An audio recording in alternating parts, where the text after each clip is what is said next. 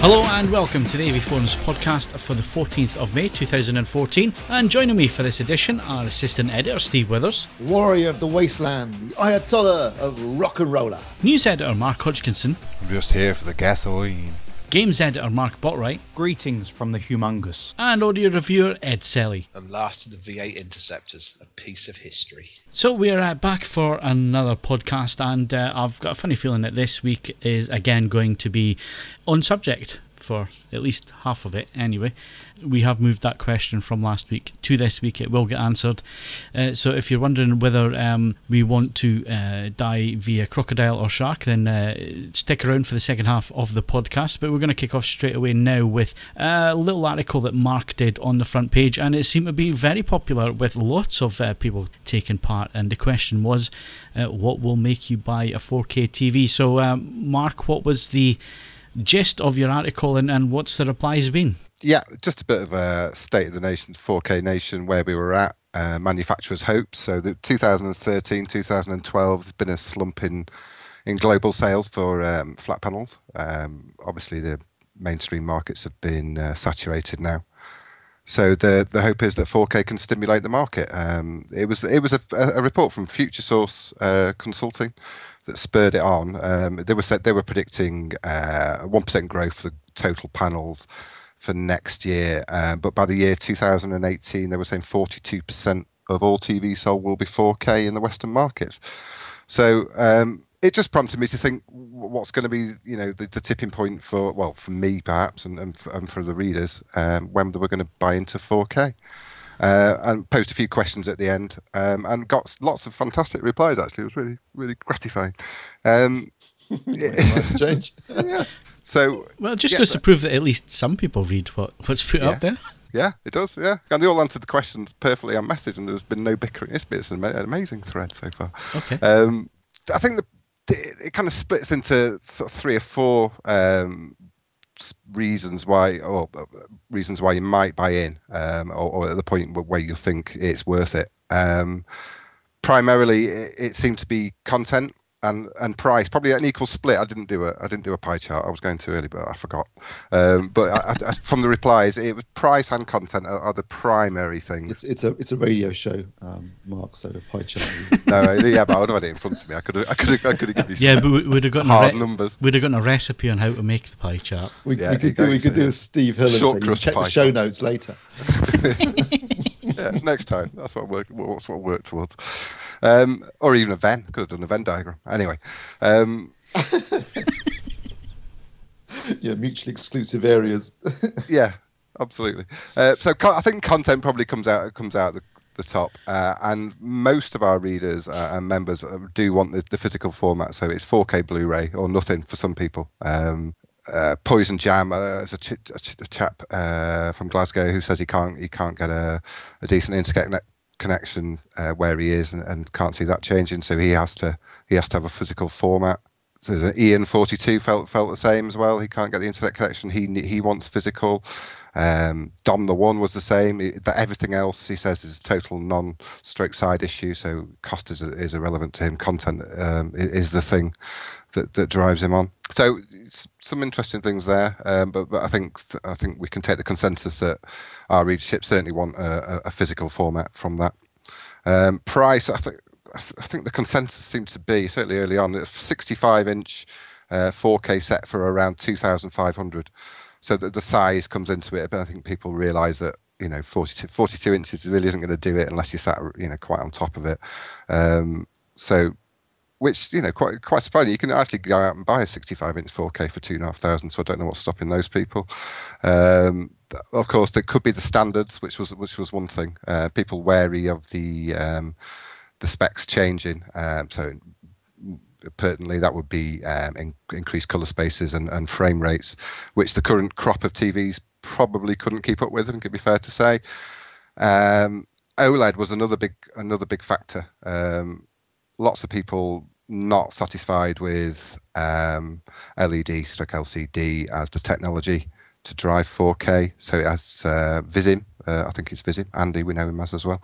OLED. It must be OLED for him. He sees no point in buying an LCD in any res. So he was certainly one. Chevy on Fuel, aka John, he's waiting for a JVC 4K projector before he buys in. Good luck with that. Yeah, it wasn't the question, to be honest, John. We were asking about TVs, but anyway. Well done, trying. Yeah, well done, thanks. And someone was even holding out for a holographic TV, which was good luck. We'll see you in good luck with that. 2052 then. I'll see you when you're dead on that one. Sorry. Wait for the holodeck. And that's kind of a summary of it. So, but yeah, the basic things were price and content. Probably was content being the overriding content's thing. Definitely the major one, and I think something that we do forget, and it's something that I was reminded of last week, is that we're all enthusiasts and we're all eager about the new technology that's coming up, and certainly for myself, Mark, Steve, and Ed, we're showing things well in advance of when these things usually come to market as well. And I think there's a little bit of us all sort of getting ahead of ourselves on this, and getting ahead of ourselves when it comes to 4K as well. And we're going to go into it in a little bit, but I was at Netflix headquarters last week, and it was kind of drilled home to me there that, hang on, you're an AV journalist, you get to see these things nice and quick, you're just impatient. And in the real world, things move a lot slower. Yeah, I think that's a very fair comment, isn't it? I mean, Netflix have been quite open in it, in what they've said, haven't they? They're in it just, because it's good to be in it at the start. Then, they realistically know that there's only a tiny percentage of their membership. Yeah, totally. I mean, they started off as a disc rental, the same as Love Film in this country. So, this time around, they're right at the forefront of a new piece of tech, and they want to be right in there at the start. And it's gonna take time for it to develop, and that was the main message that we got mostly last week regarding 4K. So 4K Blu-ray could still be coming, Steve. There doesn't have to be. There doesn't have to be a rush. Because that was one thing that was mentioned. Well, let's go into the Netflix thing, because it was quite interesting. That was one thing that was mentioned, was that studios are still very reluctant to sign up to anything at the minute. So that includes streaming. So this idea that streaming has already won the battle and Netflix is going to have loads of 4K content, not the case. Certainly for this year, they're going to have Breaking Bad, probably in June. There's going to be 4K. And then they couldn't tell us anything else. They did say we might have one or two other bits and pieces, but there was no major announcement and no hints of anything major. And the one thing that they kept saying to us was when the licensing agreements are signed, which kind of points to the fact that film studios are probably still looking at how they're going to monetize 4K and Ultra HD. It's moving forward in terms of the hardware. So the hardware has to come first before there's a general interest in the technology. So we're seeing that bit happening now. That's going to happen into next year, and a sort of time frame that was put on it, but it was more a personal opinion than the opinion of Netflix, was probably a year and a half from now before things start to really sort of ramp up. What's your feelings on that, Steve? I think there's two things that occur to me when we talk about this, and from what you've just said about what Netflix told you last week, which is if the studios are, I can understand when the studios are reluctant to support a new disc-based 4K format, because I think, as Ed pointed out a couple of weeks ago, they don't want to release what are basically, studio masters into the marketplace that can then be hacked into, broken, and copied. Fair enough. I think they also quite like the idea of controlling the revenue streams, cutting out the middleman and going straight to the end consumer. Again, fair enough. I think the fact that Netflix, who admittedly have never been big on recent movies on their platform. I mean, it tends to be much more older films, independent movies, and TV series. But it would suggest to me that the studios might be thinking more along the lines of finding a way of delivering stuff through their own platform, which wouldn't surprise me either. And that's bad news. But you don't want to. That's kind of plucked out the air. I mean, where are you getting your? No. I'm just saying. You just said Netflix was saying the studios are still evaluating the situation that includes streaming. Yeah, well, that might suggest that what was suggested was that they're trying to monetize it. So they're looking at the best way to monetize it and the best way to push that. And the best way for them to monetize it is to deliver it directly to the consumer, right? If they can, if it's technologically possible and they have the infrastructure in place. Obviously, that's expensive in its own right. Using a third party that's already done all that, like Netflix, makes sense. I just think, what I don't want to end up in a situation where, I mean, first of all, I would prefer to have a physical format if possible. But secondly, if it has to be streaming or downloading of some form, we don't want to be going to multiple different service providers. Yeah, just to get hold of one film, and that's just going to be a disaster, isn't it, from our perspective? Yeah, which is why I think Netflix are trying to get in at the ground up. I think that's what they're trying to do at the minute. good thing about Netflix is they produce their own quality content. So yes, I know at the moment it's just House of Cards, but presumably they could also do Orange is the New Black. They could do Hemlock Grove. They could do Lilyhammer and other stuff that they're producing. They've just done a new series, a series based upon From Dusk Till Dawn. If this stuff is being shot in 4K, then they create their own content. So that's great news. That means there will be a lot more of their own content, which isn't going to be restricted by what the studios want to do. So that could be a really good driver of 4K content for the marketplace generally. But I think the problem we've always got, and it's the same with any new format, is it's chicken and egg, isn't it? There's the studios who don't want to put stuff out till there's an established, display base. But people aren't going to be in the habit of buying new TVs or projectors if there's no promise of content to watch on them. So it's kind of which one's going to give way first. Yeah. Well, this was something else that was pointed out last week, because I think it was a kind of the train of questioning that was being presented. How long did it take HD to catch hold? Long time, years, 5, 6 years. Yeah. No, it's taken a decade, at least a decade for it to come on to where we are now. And if you look at the landscape now, everything's not HD yet. There's still a hell of a lot of SD. So I think, again, it was pointed out, we're maybe trying to run before we can walk when it comes to 4K, and it's going to take time. And when we say we, I think it's the manufacturers are shoving it down people's throats right now because they desperately want something new to sell. There is that, but then you have to have, something has to come first to create the demand. So yeah, absolutely. I'm not saying that. I'm just saying that at the moment, I don't think most of the people in the UK, for example, are crying out for a 4K display or even 4K content. I mean, as you said, a lot of them are still just transitioning to high def, or haven't even maybe bought a Blu-ray player yet. So it's not as though there's a big demand for it. There isn't actually any content, but the manufacturers, they need to have something new to sell, and this is what they're going to push heavily over the next few years. But at the moment, I think we're at the very early stages. There's no content. There's no agreed standards. It's difficult to really, if someone asked you, honestly, should I buy a 4K TV? It's difficult to say to them, yeah, go for it, mate, because you're thinking, well, you don't know, we've got no idea where we're going to be in a year or 2 years' time. Yeah, exactly. And that's where we were with HD. For HD, for a long time, it was upscaled. Yeah, and people got burnt, unfortunately, doing that. I mean, stuff was, exactly. I did. I must say, to me, I bought a 720p projector that used DVI, and then along came HDMI and HDCP, and I was buggered. So... You never know. Not the first time. That's to pay for the new projector.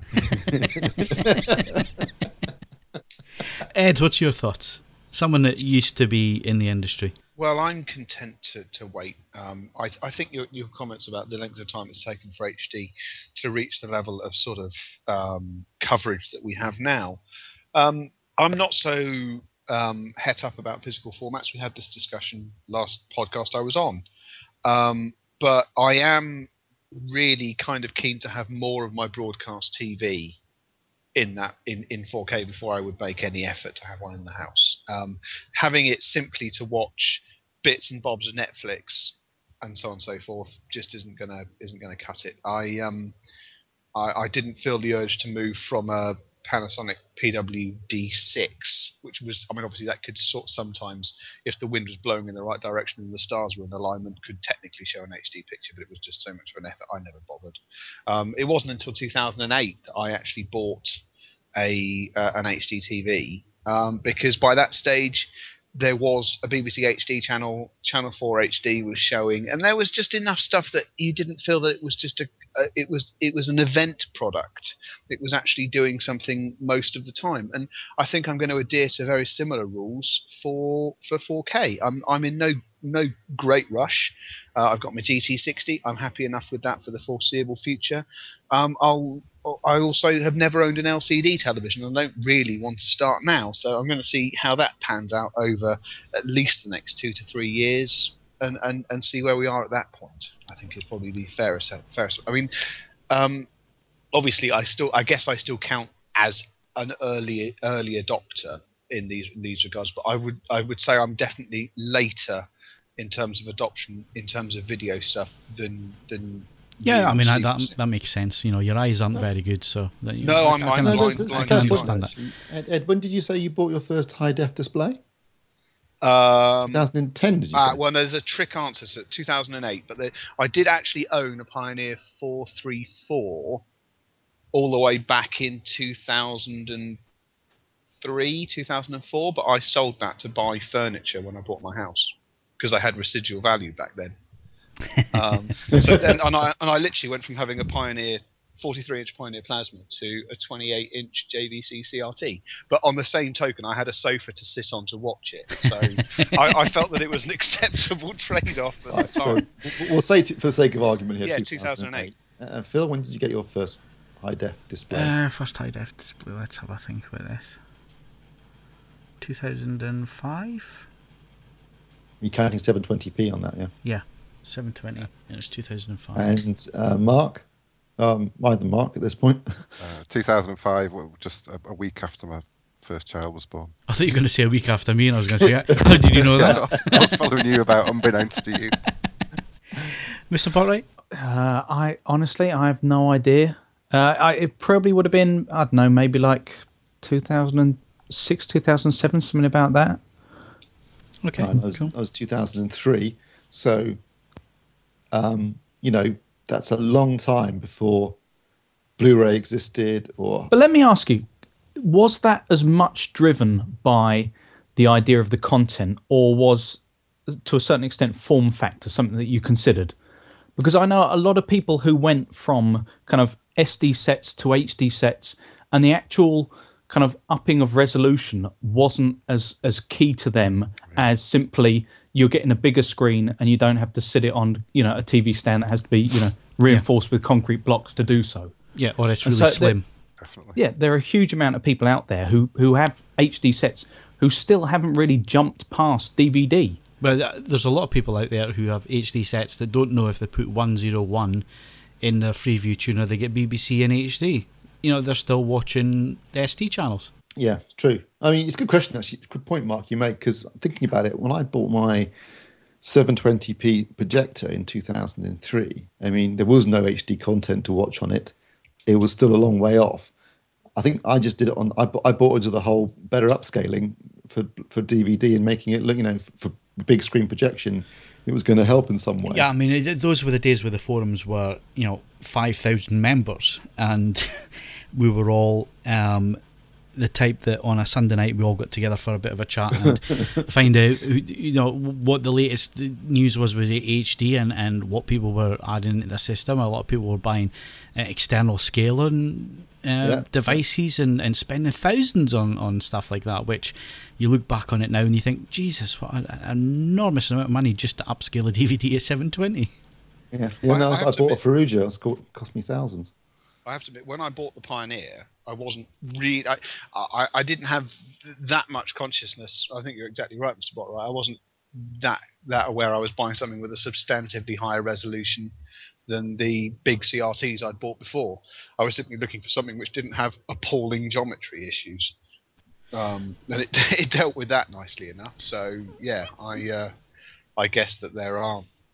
So my point is that there are reasons for buying something. I think we've all made points now that are valid reasons for buying something other than just because of there's content out there to watch on it. Yeah, totally. And this the thing that everybody's pushing at the minute, and when I say everybody, I mean manufacturers, is that all the TVs upscale Blu-ray and so on, and that's one of their selling points at the minute. Just sticking with 4K before we move on. Mark, you've got a Samsung TV in for review this week, a 4K TV. It has the Netflix application on it for 4K, and you have been able to watch it in 4K, and I did last week. I watched it at House of Cards. What were your thoughts? I preface this by saying I literally watched it for 5 minits, so I didn't really get a massive chance. But there was something that hit me straight away was in the title sequence. It's a nothing shot really, but it's just a road illuminated by some street lights, and it was the level of detail in the tarmac was incredible. It was astonishingly lifelike and vivid. And then there was just another shot. I think it was. Episode 1 of season 2, in one of the offices, and there's just a picture frame that with that gilt gold edging to it, and there was just a real detail to that I don't think would be present at 1080p so noticeably. So there was just a couple of things, just a sheen and a sparkle about it, and it was incredibly impressive. And it loaded up within 10 seconds, and then it didn't buffer once. It was impressive, really impressive. Viewing distance? At that point, Was I sat down? 2 inches. About a foot. No, about 8 foot, 7.5, 8 foot. Okay, that's reasonable. That's fair enough. So I was on a 84-inch LG screen watching it from about 12 feet, and I think that was at the limit of, certainly in terms of resolution. I would say I'd want to be a bit closer, actually. Yeah. What were your connections like? Very good. No buffering at all. But I mean, speed? Very fast. I've got a 20 meg connection, and you need 15, and there was 0. I mean, to be fair, I went and shut everything off the internet before I tried it. But there was no issues at that point. And the time of day I watch TV, which is late at night, and I don't know, Mark. I was Silicon Valley and somebody's office, so I've no idea what the connection was, but there was no buffering or anything like that. There was none on the 10 minutes I tried. It was spot on. Perfect. So, given that there's only one season, yeah, I'm going to watch all that, and then that's the only compelling reason to own a 4K TV. Gone for the few months. At least until June. Until June, Breaking Bad. Yeah, get another one in there. An excuse to watch the whole series again, isn't it? Yeah. So I guess coming back to the original point, Mark, and the original article is that there's lots of reasons. There's not one given reason as to why people will upgrade if they do upgrade to 4K. And there's no stopping the 4K bandwagon at the minute. Certainly manufacturers all over the shop bringing out their 4K TVs. Prices are dropping almost on a monthly basis. So the only thing holding things up is content. But like we discussed, going back to the whole HD when it came around first time around, we were still waiting for that a long time after the prices came down to reasonable levels for HD kit. So we'll just have to wait and see, I think, on that one. Right, so we're going to move on quickly. Last week I was out in San Francisco, went to Silicon Valley, was invited out there by LG.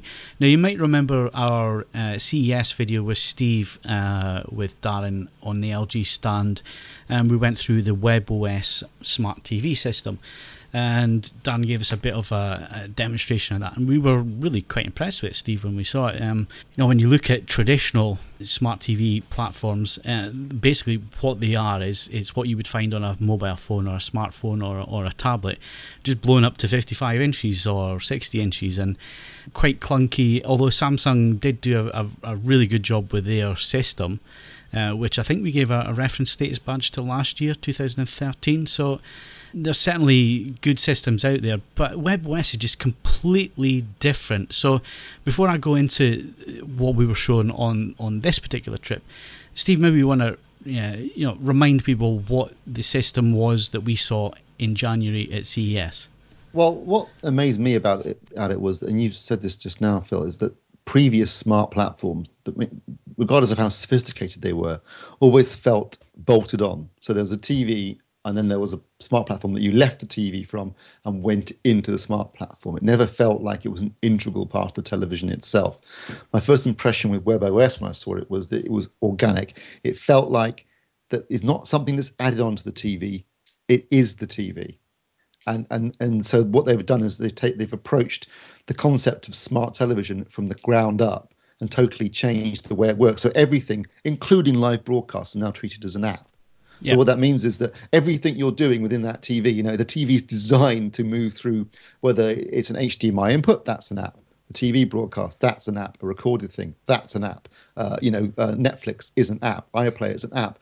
And so therefore the television, it's the first platform I've ever seen where it genuinely feels like it is an integral part of the television, and not just something that's been added on after the fact to try and give a certain degree of internet capability to something that's already an established technology. Okay, so the purpose of this trip that I was on last week was to go behind the scenes and see exactly how they've come up with this system. And as you say, Steve, everything's treated as an app, so that's one of the key points.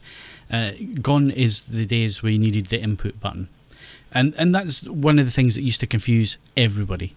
Even AV enthusiasts used to be confused about the input button. How do I switch from the screen I'm in now to the screen that I want? And it was usually 2 or 3 button presses to get to where you wanted to get to get the device or whatever. So everything is treated as an app, so everything is available on the home screen. So all you have to do is press home, it brings it up, you then just select what it is that you want, and the top 6, is it top 6? Yeah, top 6 is displayed on the screen in a line. So if you don't have a magic remote, you can use a normal remote control, and it's still pretty quick and pain-free to get what you want to get. So the purpose of this trip was to find out about the design and how they managed to simplify things. And if people don't know, webOS was a HP technology which LG bought March of last year, and they bought that after about 9 months of previous development with the team. So they took about 100 employees over into LG. They took over the office in Silicon Valley, turned it into the Silicon Valley lab, and that's where they develop all the webOS stuff, all the SDK stuff, and it's how you would imagine an office in Silicon Valley. You write on the walls when you have an idea, so all the walls are white, and you use whiteboard markers to write on the walls. There's bean bags, there's little areas where you can... never ever work in Europe. No, it wouldn't. Because the first thing someone would do would be to draw a giant cock, wouldn't it? Well, certainly the first thing I'd do. I'm sorry, it's like an unwritten rule. Wherever two men and a marker pen are gathered together in one place, a crudely drawn cock must result. It's just how it works. I'm sorry. Hey, that's the crudely drawn, expertly drawn phallus. I think you'll find. No, I'm sorry. For me, it's a simple drawing of a one line, especially with the 3 drips coming out. Oh yeah.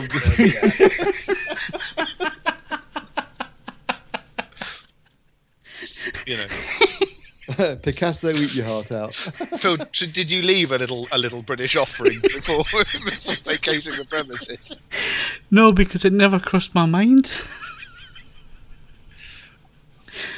Well, I don't know what to say. Unfortunately, that means we can take you anywhere. But, Ed and I, don't leave us alone with a whiteboard and a marker pen. There is a reason why I go on these trips, you know. Very good reason. Do you remember the video we did at CES a few years ago with the whiteboard? Yes. And I turned that into a rabbit. It got pulled. Quite clever. Yeah, it got pulled. Yeah. So anyway, getting back to the lab. As you can probably imagine, Apple Macs everywhere, people sitting on beanbags, people sitting at desks, engineering panels, so TVs with the back hanging off with cables attached left, right and centre. The kind of thing that you would expect to see in an engineering environment, in an ideas environment. They also had quite a strange room, but it was laid out like a living room where they had cameras and see-through mirrors, double view mirrors and so on. Which they used to... Sounds a bit dodgy, frankly, Phil. Well, what they did was they used to... they use it to put people in, and basically, people are there think they're being tested on something, and they're being tested on something completely different. So they think they're there to find faults with stuff, and what they're actually looking for is the little things that cause a problem. So, getting back to the input button, how do I get from A to B in the shortest step or the easiest, most intuitive way? And that's what they use the facility for, and that's what they test things and they find problems that we probably don't even know exist, but by looking at how people use stuff, and everybody's different in the way that we use technology. You could put 3 people with 3 iPhone users together, and all 3 will have a different technique as to how they use that device. Which gestures... One uses their feet and one uses their... what gestures some people use, other people don't use, and they might get more advanced in terms of the functionality that they're using, whereas other people just use it as a phone to text. So people have different experiences with technology, different levels of interactivity with technology, and this is what they look at, and they try and pick it out and try and make it really simple. And it's fascinating to see that, and to see how anal they get with stuff like, how do I switch to this? And they scrutinise it, and they look at it, and they think of out-of-the-box ways to get around that. So, that side of it was really quite interesting. So anyway, that was the building, and then obviously we went back to webOS and some of the stuff that LG are doing at the minute. So they're doing an awful lot of open source SDK stuff, which is basically they're saying to app developers, put the SDK stuff in, and basically the way that they've developed it is that it will work with every platform. So not just an LG platform, but it should work on Samsung TVs, Panasonic TVs, Sony TVs, etc. So that way is what they're trying to do there is open up the second screen environment. and open up the way that we can use mobile devices like tablets and like mobiles, where you can throw stuff at the TV, throw images at the TV, web pages, that kind of thing. So that was really quite interesting as well, to see how connected everything was there, because I had about 9 different makes of TV, and they were basically opening up applications and throwing them at the TVs, and even stuff like Roku boxes and stuff, and they were taking everything that was thrown at them using this technology. So really quite interesting about how they're approaching the whole smart TV thing, because going back to what we said originally, was smart TV, it's always felt like it's been bolted on, whereas webOS and the way that LG are approaching things, it's really intuitive, it's really simple. You know, you pick up the remote control and within a few seconds you know what you're doing, you're racing around the screens, you're selecting things. And the other thing is the speed of the system. So even on the smallest and cheapest TV this year, which is going to be about 550 quid, and it'll be a 32-inch TV, and it won't have the same chipset as the big 4K TVs, but even on the smaller chipset, it's still lightning fast with webOS running. So you can go from Netflix to Skype to BBC iPlayer quicker than it would be pressing a button on a remote control to change channel. That's how quick it is. Really lightning fast. And then finally, the last thing that this webOS system does is this setup. And it's in the video. If you want to have a look at the video, which is on the homepage at the minute, and I put the whole setup routine video within that video, which is using a character that they call Beanbird. I don't know where they get this from. But it's a little cartoon character that basically takes everybody through the initial setup of the TV. And one of the clever things there is the setup box and your set-top box, and how you can integrate that into webOS. And stuff like your Skybox, you can get the EPGs to tie in with webOS, and then you only need to use the one remote control, which was really, really interesting technology. And it should work with other set-top boxes as well, and work with boxes like Roku boxes and so on. Just wrapping up on this, the whole webOS thing, we're obviously going to get the TVs through for review, so Mark or Steve is going to get a look at this system and review it. And I'll be interested to see what you guys think living with it for a week or so, because as with these types of things, you only have a certain amount of time where you can actually play about with the remote control and so on, and try and find the issues with it. But in the time that I used it, I thought it was brilliant, and up against every other system that's out there at the minute, it's head and shoulders above everything else. And I think that's the way smart TV has to go. I noticed actually from this recent batch of TVs that Samsung have slightly changed their interface, so their splash screen now is very similar to what we've seen from the webOS. It's like a card system going across the bottom. It's never Mark, is it? They're not copying, are they? I'm not saying anything. But it's very similar, and I'm sure it didn't look like that at CES. And the remote control obviously is morphed into a magic remote as well. Yes. Yeah. Yeah. So yeah, it looks like LG are definitely setting the pace in the smart TV stakes at the moment. Can't wait to try it. It's something that's always put me off. Smart TV is how clunky it is, and the fact that you need to use the input button. It still annoys me with my Panasonic Plasma and switching from an Apple TV to a Roku box or whatever, having to use the input button. Yeah. Pressing the AV button and then cycling through what you actually want to select. Whereas with this LG, it appears there as a card, so it's there on the screen. You just select it, and it's super quick. What's interesting is the way that they're approaching it from an open source perspective as well, because they're obviously making it more accessible to other manufacturers or developers. I think it's quite clever on LG's part. Yeah, and it's what needs to happen, I think. Otherwise, you're going to have so many different systems that what you want is stuff talking to each other, and the more stuff that talks to each other, the more people are going to use it. The more people use it, then the more that they get their favourite system, and they'll eventually pick who they think's the best.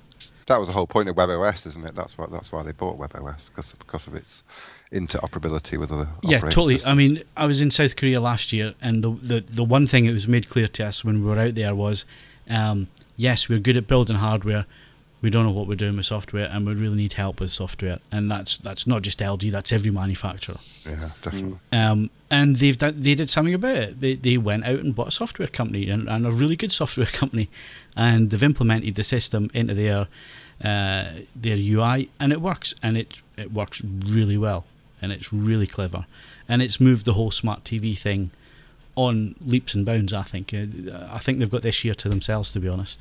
So if you're interested in what we saw on that LG trip to Silicon Valley, there is a video on the front page as well as a short write-up. So go and have a look at that. And before we wrap up on hardware, some reviews coming up this week, Steve? Yeah, well, we're recording tonight Monday night, and tomorrow I get the Sony HW40 projector, their new sort of budget projector, £1,800. So I get that in for review tomorrow. So hopefully there'll be a review up within the next week. I'm looking forward to seeing how that performs at such an attractive price point. And I've also got a Blu-ray player from LG, the BP740, which I think is their flagship for this year.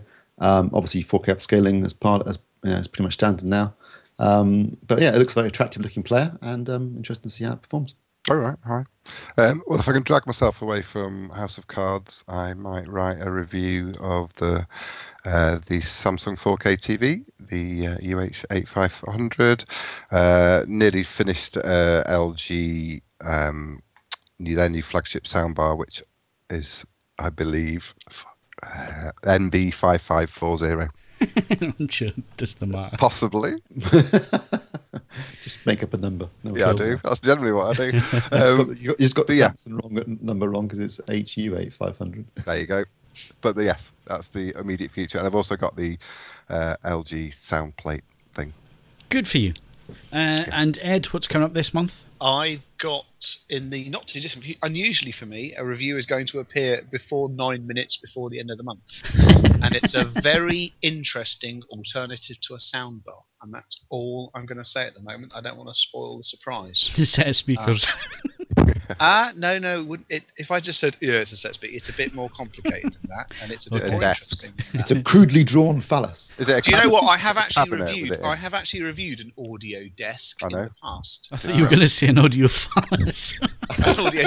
That's yet to happen, but my career is hopefully but young in that regard. Who knows what the future holds?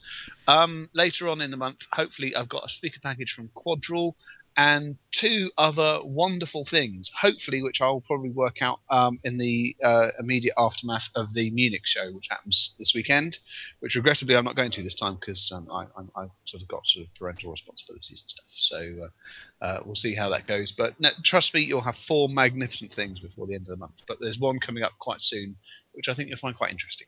Just saying. Okay, well, that wraps up the hardware for this week, and we'll be back in a sec with games news.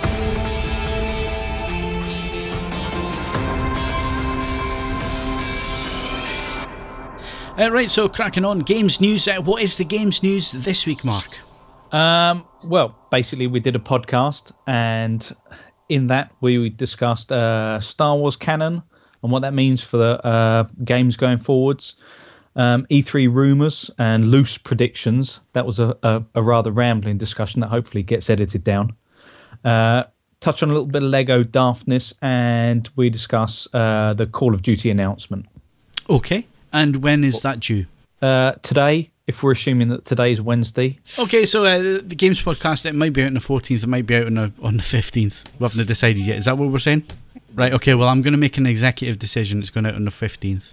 You heard it here first, ladies and gentlemen. So what do you think of that then, Mark? I think there's going to be a nerd fight. A nerd fight? There are going to be gangs of villagers with irate Games Podcast fans with pitchforks and burning torches outside of Phil's flat. What, all 3 of them? I'll bring my Force Effects lightsaber. Oh, come on, we're supposed to be on message these days. This is terrible. Right, so there's a games podcast out. It may be out on Wednesday, it may be out on Thursday. We haven't decided yet. I made an executive decision, but I'm now thinking twice about it. So come back in a bit and we'll talk about movies.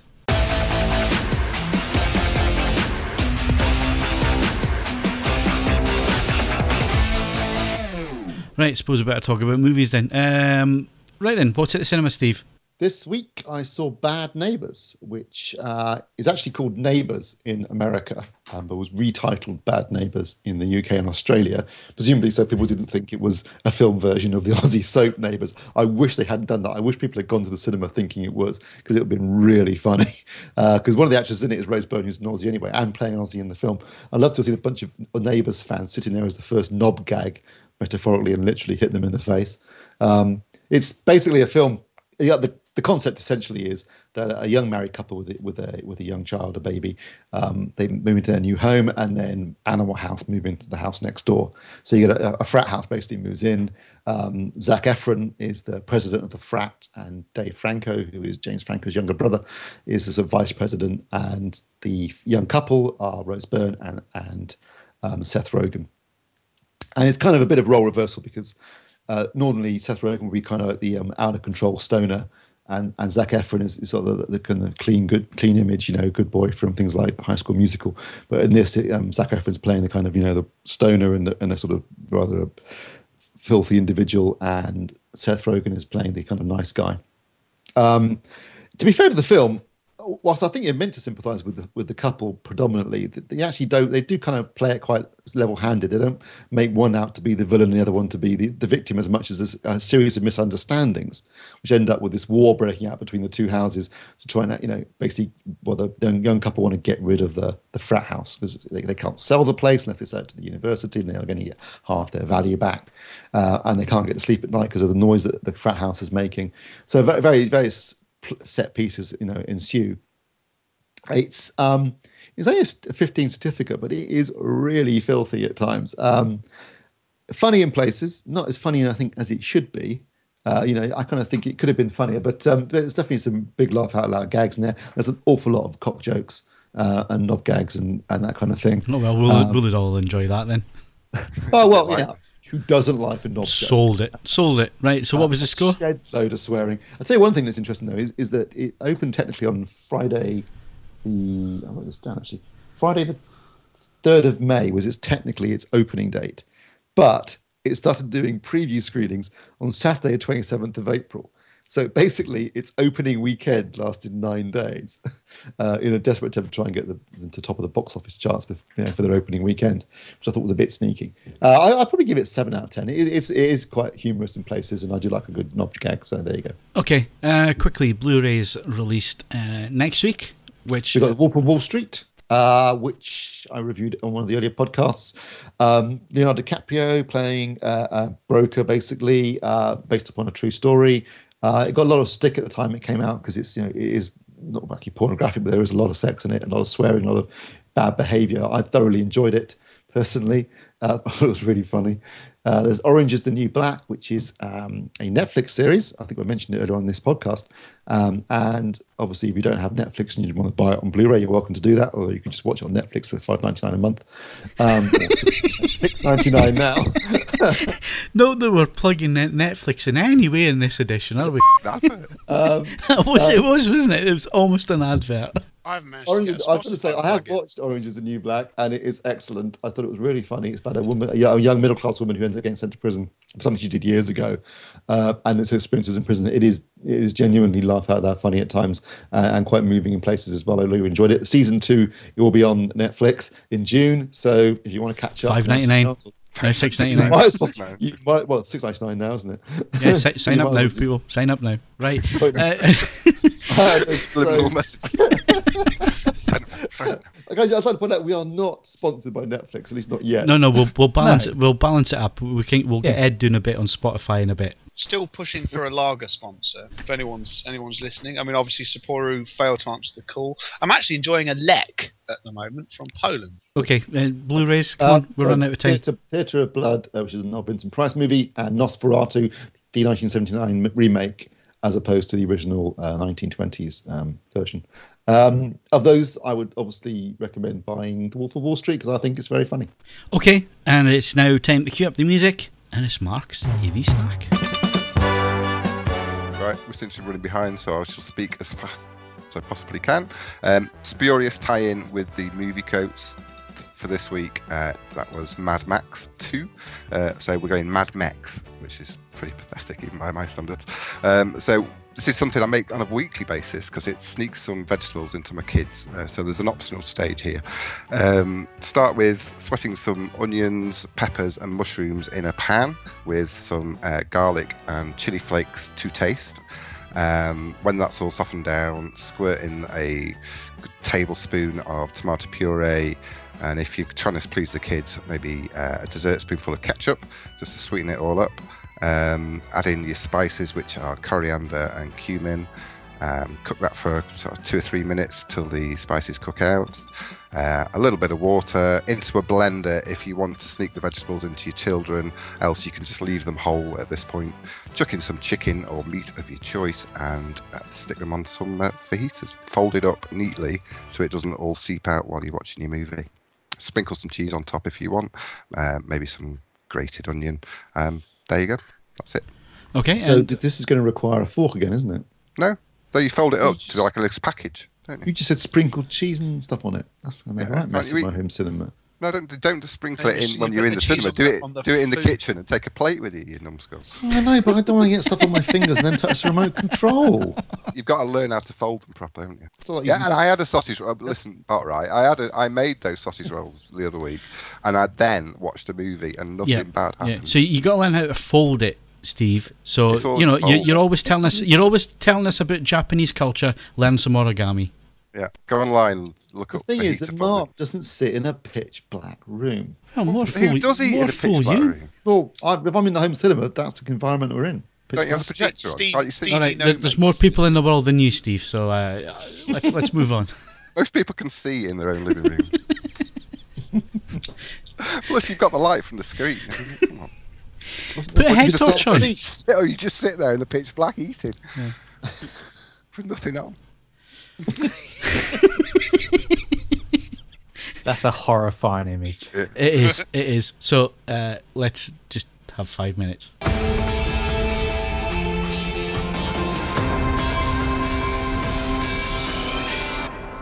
Okay, welcome back, and very quickly we're going to discuss this because it was raised last week, and unfortunately we ran out of time, and we have 10 minutes left on this podcast to discuss this.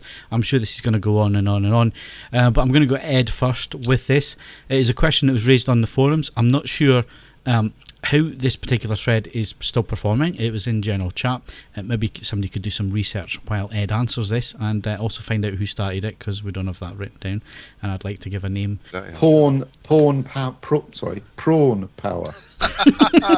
Freudian, the mother of all Freudian slips.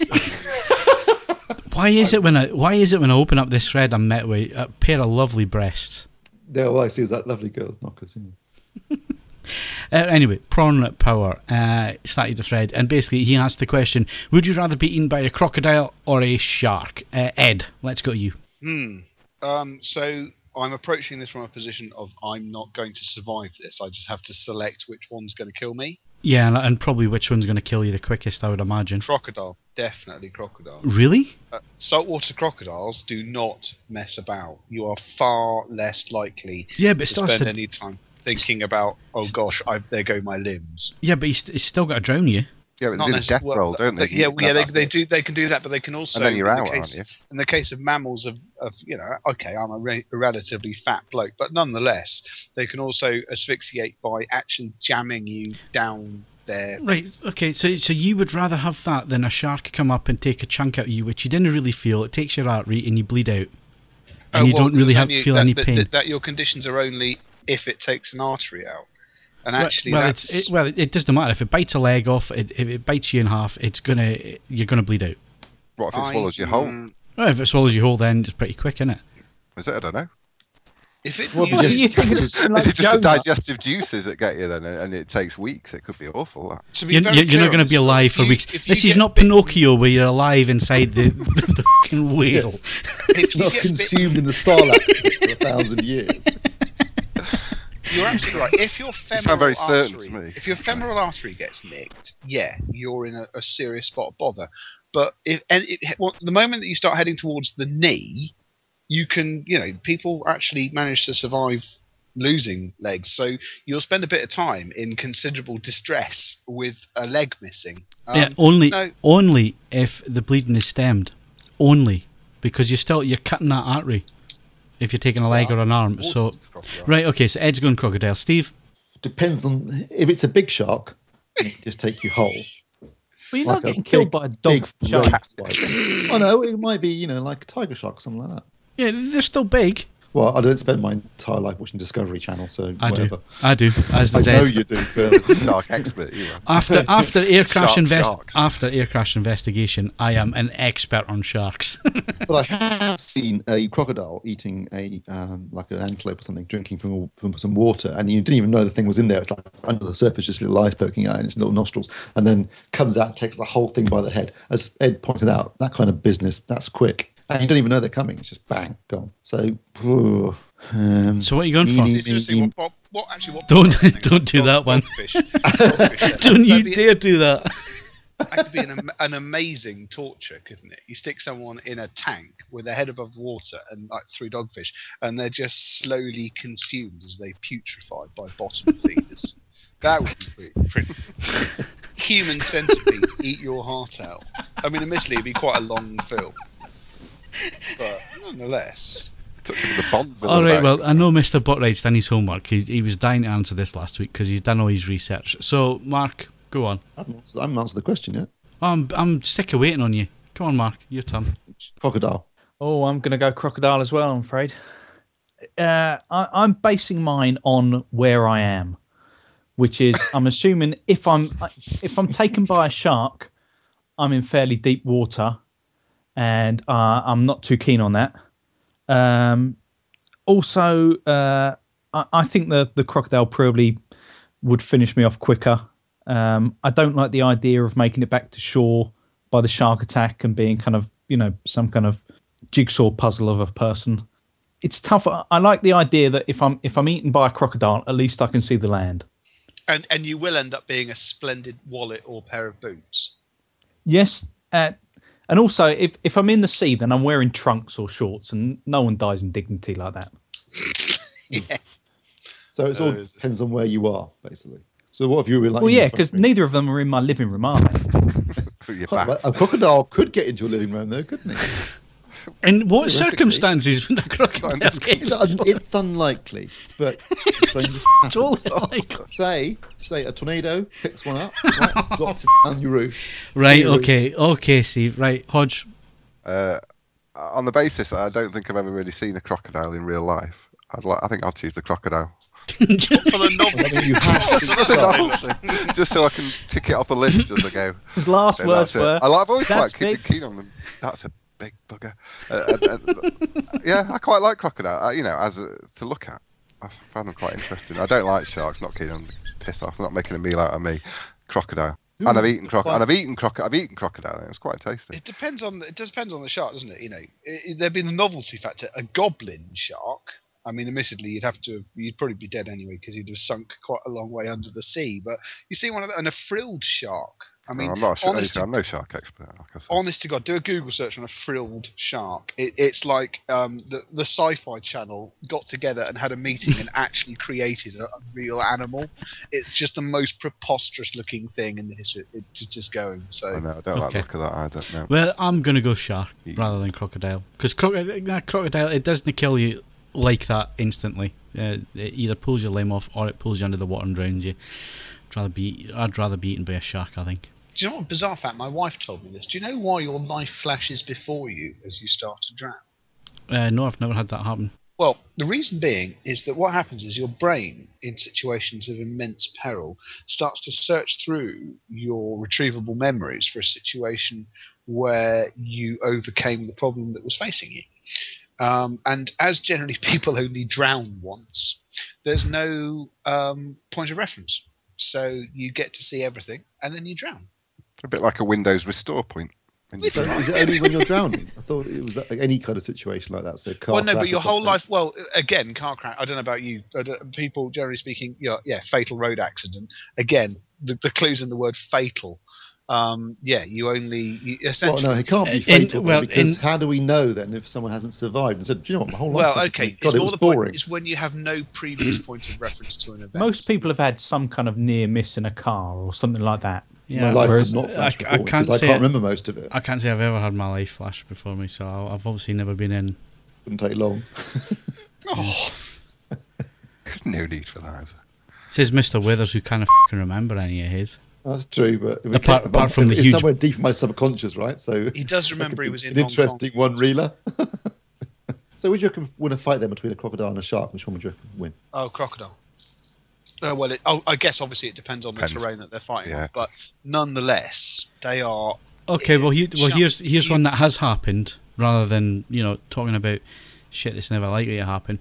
A shark or an orca, great white or an orca, who would win in the fight? Generally win that, don't they? But they are bigger and they normally operate in packs, which sharks don't.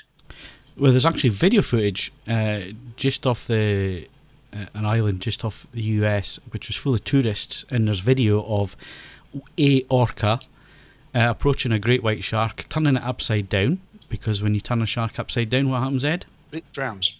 Tonic immobilization, it's called, and basically drowns the shark. Because it must be said that there are various creatures that do give sharks an entirely hard time. There was a documentary on sperm whales years ago, BBC one, and it was mainly shot in the Caribbean, where they sort of go one of the areas where they breed, and obviously they then disappear off quite deep to go and find squid and stuff like that, and they left this calf just biffing around near the surface, and these sharks home in. You think, oh well, this is only going to end up one way, and this shark's coming in towards us, but basically one of the adult sperm whales just climbs vertically and then just bites it in half. It's like, well, I didn't see that coming. It was like, well, yeah, all right, that was quite cool. Seem to be able to give sharks a hard time. But crocodiles, you can do. I mean, they don't. I mean, they habitually, during sort of like mating scraps and territorial scraps, bite each other's legs off, and it doesn't seem to cause them any significant impediment. They just keep going. I mean, let's not forget they also, obviously, both species quite happily survived the event that caused the dinosaurs to become extinct. And the difference is that sharks had the excuse of being in the sea. Crocodiles were biffing around in somewhere near the land and still managed to survive. Admittedly, they've got a lot smaller since then, but nonetheless, that's quite hardcore. Yeah, so just wrapping up on this one, so Pawn Power's thread there, he put a vote up, and the votes were 15% for the crocodile and a massive 85% would rather get eaten by a shark. Was it eaten by or killed by? Eaten. Oh, right, well then I'm changing it then. I'll change it to shark. So why would you change it? Well, because sharper teeth. I reckon. I don't know about that. Lots of teeth, actually. No, I'm thinking a great white would take several chunks out of me before I really, really noticed it. Adrenaline would kick in. Well, that's most of the survivors say that they didn't feel anything. They just felt a thump. They didn't feel the leg going. They just looked down and it was gone. And on that cheery thought. Yeah, on that bombshell.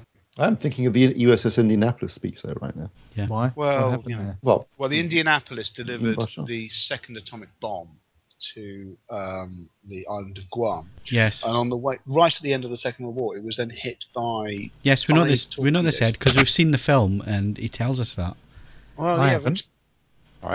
You've never seen Jaws? Was that in Jaws? Yeah, is that in no. Jaws? Well, I've never seen Jaws. I just know what happens. That was in Jaws. Well, Quint's whole monologue is about the USS Indianapolis delivering the bomb. That's written by John Milius. Yeah, and then it was delivering the bomb, or only it drops the bomb on it.